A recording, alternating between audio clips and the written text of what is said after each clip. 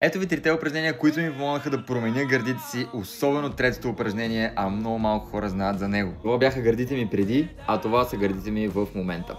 Първо започваме, разбира се, с горна лежанка с дъмбели. Това може би е едно от най-любимите ми упражнения, супер добре го усещам и когато работим с свободна тежест, поне за мен гърдите ми много повече се натоварват и виждам много по-голям растеж. Преди го правих горе-долу на около 26-32 градуса, сега в момента я правя горе-долу на 26 градуса. Второто упражнение, което мега много ми помогна е чест пресата. Стандартно упражнение, доста добра машина, харесва ми това, че можеш да буташ до фейлиър без да се притесняваш, че примерно лежанката ще затисне като нейна алтернатива. Последното упражнение, което е мега важно е флайс, но не какъв да е флайс, аз лично го правя на колене. Откакто почнах да го правя на колене, виждам по-голям прогрес, защото когато преди стигах тези килограми, те започнаха да ме дърпат и да се клатя и да губя формата си, когато съм изправен. А когато си на колене, те не те клатят, имаш по-голяма стабилност и много по-лесно можеш да стигнеш до фейлиър.